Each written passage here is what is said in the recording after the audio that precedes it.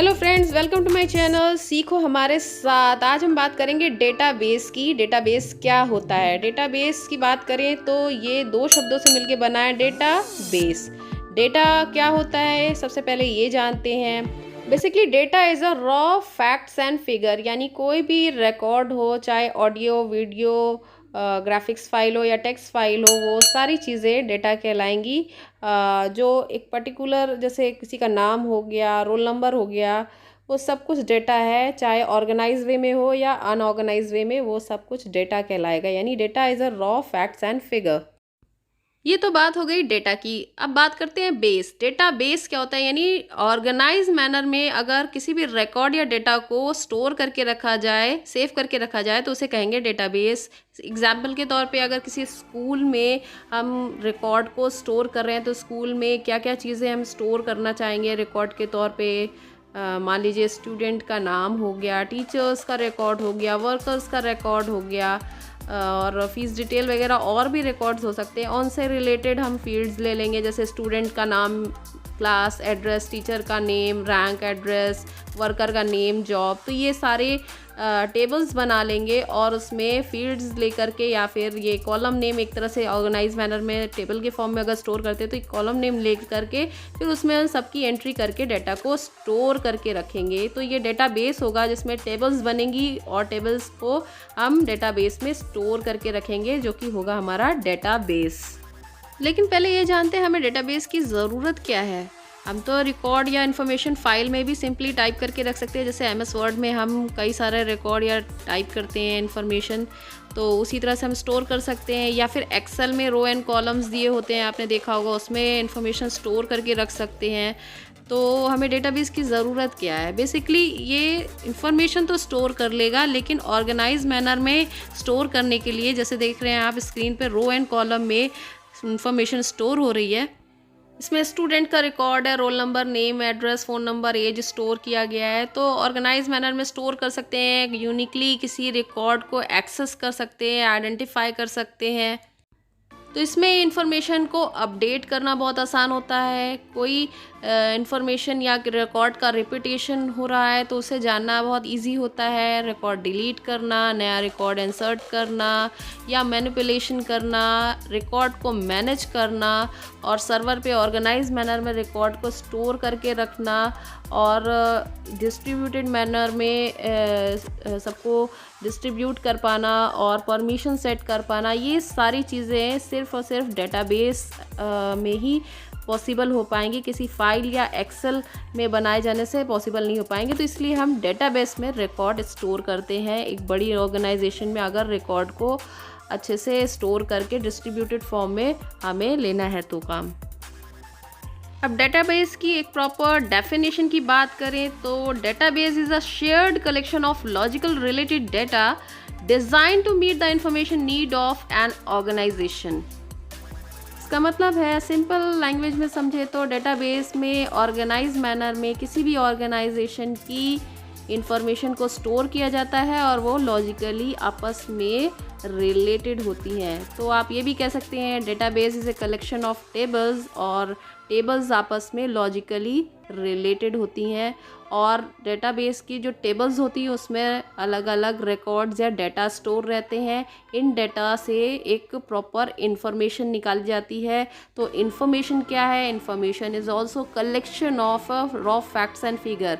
In raw facts and figure से ही मिल के एक प्रॉपर इन्फॉर्मेशन बनती है। तो अभी हमने जाना डेटाबेस क्या होता है और इसमें कैसे डेटा स्टोर होता है। तो अब स्टोर कहाँ करेंगे डेटा? तो उसके लिए सॉफ्टवेयर होता है। मार्केट में बहुत सारे सॉफ्टवेयर अवेलेबल हैं डेटाबेस से रिलेटेड पॉपुलर, जैसे MySQL, Oracle, MS Access, जो सब बहुत ही सिंपल डेटाबेस क्रिएट करने के लिए यूज़ होता है। तो अपनी रिक्वायरमेंट के हिसाब से आप डेटाबेस स्टोर करने के लिए डेटाबेस सॉफ्टवेयर यूज़ कर सकते हैं। अब जानते हैं डेटाबेस मैनेजमेंट सिस्टम क्या होता है। तो डेटाबेस मैनेजमेंट सिस्टम एक तरह का सॉफ्टवेयर होता है जिसमें आप टेबल्स को क्रिएट करते हैं, मैनिपुलेट करते हैं, उसे कंट्रोल को एक्सेस करने का कंट्रोल डिफाइन कर सकते हैं। तो इसमें डिफरेंट किसी ग्रुप के साथ आप डेटाबेस को शेयर कर सकते हैं या इंडिविजुअली एक स्टैंड अलोन मशीन के लिए यूज़ कर सकते हैं। तो इसमें अलग अलग मैनिपुलेशन कर सकते हैं या काम कर सकते हैं। जैसे कि इंसर्ट करना रिकॉर्ड को अपडेट करना, डिलीट करना, देखना रिकॉर्ड को व्यू करना या उसका बैकअप लेना, ये सारी फैसिलिटीज़ डेटाबेस के सॉफ्टवेयर्स हमें प्रोवाइड कराते हैं और एक कंपनी के डाटा को सिक्योर रखने में हेल्प करते हैं। अगर डेटाबेस मॉडल की बात करें कि किन अलग अलग फॉर्म में डेटाबेस को स्टोर किया जा सकता है, तो पहला है hierarchical model, network model and relational form यानी रिलेशनल डेटाबेस मॉडल, जो कि हम डिटेल में बाद में पढ़ेंगे। तो पहले बात करते हैं हायरार्किकल फॉर्म की या हायरार्किकल डेटाबेस मॉडल की कि ये क्या होता है। हायरार्किकल डेटाबेस मॉडल एक ट्री लाइक स्ट्रक्चर होता है जिसमें रूट होता है और उसमें ब्रांचेस होती हैं, जैसे कि पहला लेवल इसमें दिया हुआ है, फिर उसके बाद दूसरा लेवल, उससे आगे फर्दर ब्रांचेस हैं, नोड्स हैं, और उससे आगे फर्दर ब्रांचेस हैं नेक्स्ट लेवल की जिसमें नोड्स हैं। हर एक नोड एक रिकॉर्ड स्टोर करता है और आपस में रिलेटेड होता है, जुड़ा हुआ होता है। तो ये भी एक तरह का डेटाबेस मॉडल है, बट प्रैक्टिकली आजकल इसका बहुत ज़्यादा यूज़ नहीं किया जाता है, जिसमें ट्री लाइक स्ट्रक्चर होता है। टाइप का मॉडल है नेटवर्क मॉडल। नेटवर्क मॉडल में ये फ्लेक्सिबल होता है, ये हायरार्किकल मॉडल की तरह फिक्स नहीं होता कि एक रूट है और उससे ब्रांचेस हैं, बहुत सारी नोड्स हैं। ये ग्राफ के फॉर्म में होता है, ये ऑब्जेक्ट और रिलेशनशिप पे बेस्ड होता है। इसमें स्कीमाज नहीं होती, बेसिकली ऑब्जेक्ट होते हैं, उनसे रिलेटेड प्रॉपर्टीज़ होती हैं। यहाँ मैंने एक टर्म यूज़ किया है स्कीमा, इसको मैं बाद में डिस्क्राइब करूँगी। स्कीमा का मतलब अभी आप समझिए टेबल, यानी इसमें टेबल्स नहीं होती हैं, ये ग्राफ लाइक स्ट्रक्चर होता है। बस ट्री की तरह नहीं होता है कि हायरार्किकल मॉडल हो, ये आपस में एक दूसरे से नोड कनेक्टेड होते हैं, ग्राफ की तरह होता है और ऑब्जेक्ट ओरिएंटेड कॉन्सेप्ट पे बेस्ड होता है। थर्ड है रिलेशनल मॉडल यानी रिलेशनल डेटाबेस मैनेजमेंट सिस्टम। यही सबसे ज़्यादा यूज़ होता है आज के टाइम में। इसमें बेसिकली बहुत सारी टेबल्स बनाई जाती हैं अपने रिकॉर्ड को स्टोर करने के लिए, और टेबल्स में ऊपर कॉलम्स होते हैं और रो होती है। कॉलम्स में हम फील्ड नेम लिखते हैं जो रिकॉर्ड स्टोर करना है, जैसा कि आप स्क्रीन पे देख रहे हैं कि स्टूडेंट के रिकॉर्ड के लिए रोल नंबर स्टोर करना है, नेम स्टोर करना है। मान लीजिए तो रोल नंबर का कॉलम नेम में एक ले लिया, एक नेम ले लिया स्टूडेंट का नेम स्टोर करने के लिए। फिर जो इसमें रोज़ हैं उसमें हम रिकॉर्ड स्टोर करते हैं, हर एक रो को टपल कहते हैं। हर एक रो कंप्लीट हमारा रिकॉर्ड बताती है, उससे रिलेटेड स्कीमा से रिलेटेड जो भी है वो रिकॉर्ड को बताती है। इसमें हम एक यूनिक की भी ले सकते हैं, जैसे रोल नंबर, जिससे हम यूनिकली आइडेंटिफाई कर पाए रिकॉर्ड को। अगर डेटाबेस की इंपॉर्टेंस की बात करें कि ये किस तरह से बेनिफिशियल है और हमें इससे क्या क्या फ़ायदे हो सकते हैं, एक नॉर्मल जो हम रिकॉर्ड स्टोर करते हैं उसके कंपैरिजन में अगर हम डेटाबेस क्रिएट करके रिकॉर्ड स्टोर करते हैं तो क्या क्या फ़ायदे हैं, आइए डिस्कस कर लेते हैं। तो पहला है सिक्योरिटी। अगर आप डेटाबेस में रिकॉर्ड को ऑर्गेनाइज मैनर में स्टोर करके रखते हैं तो उसका हम बैकअप ले सकते हैं, सिक्योर रहेगा। हम परमिशन प्रोवाइड कर सकते हैं कि क्लाइंट को कितना डाटा शो करना है, क्या रिकॉर्ड शो करना है और क्या नहीं शो करना है। इसके अलावा हम एंट्री के लेवल पे भी डेटाबेस की सिक्योरिटी मैनेज कर सकते हैं। ये आगे आप और डिटेल में मैं वीडियोस बताऊंगी कि डेटाबेस एडमिनिस्ट्रेटर होता है जो ये डिसाइड करता है कि किसको क्या परमिशन देनी है, किसको कौन सा डाटा एक्सेस करने की परमिशन देनी है। कुछ कॉन्फिडेंशियल डाटा होते हैं जो एडमिन ही एक्सेस कर सकता है, और क्लाइंट को क्या डाटा शो करना है।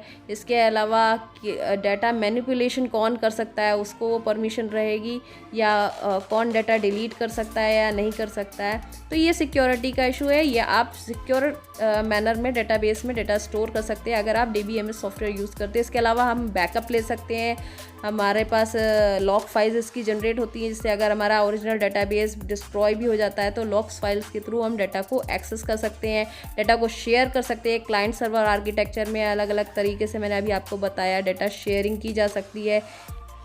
नेक्स्ट है अवॉइड रिटेंडेंसी, यानी कि कोई भी रिकॉर्ड बार बार रिपीटेड मैनर में स्टोर हो रहा है तो हम उसे रिड्यूस करके स्पेस को बचा सकते हैं कि एक ही रिकॉर्ड सेम तरह का बार बार इसमें स्टोर ना हो, बल्कि फ़ाइल या फिर अलग दूसरे मैनर में जो अगर डाटा स्टोर करते हैं तो उसमें ये चीज़ पता करना मुश्किल होता है कि कौन सा रिकॉर्ड का रेपिटेशन बार बार हो रहा है और हम इसे हटा पाएँ, लेकिन डेटाबेस में इसे ईजिली फाइंड आउट करके रिड्यूस किया जा सकता है।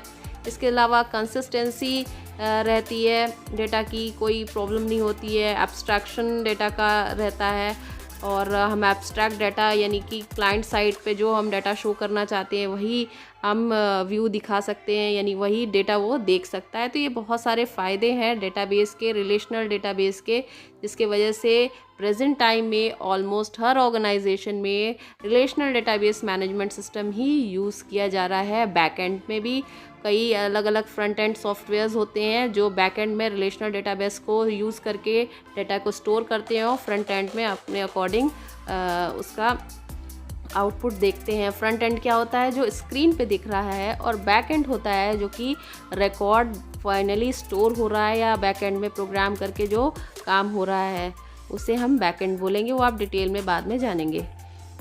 अब देखिए इसमें क्लाइंट सर्वर आर्किटेक्चर में अलग अलग एंड यूज़र एप्लीकेशन से अपने हिसाब से क्वेरीज दे रहा है और सेंट्रल डेटाबेस से डेटा एक्सेस हो करके उसे आउटपुट दिया जा रहा है उसकी परमिशंस को चेक करते हुए। अगर एंड यूज़र को परमिशन है डेटा एक्सेस की तो वो परमिशन दे करके उसका आउटपुट उसे सेंड कर रहा है।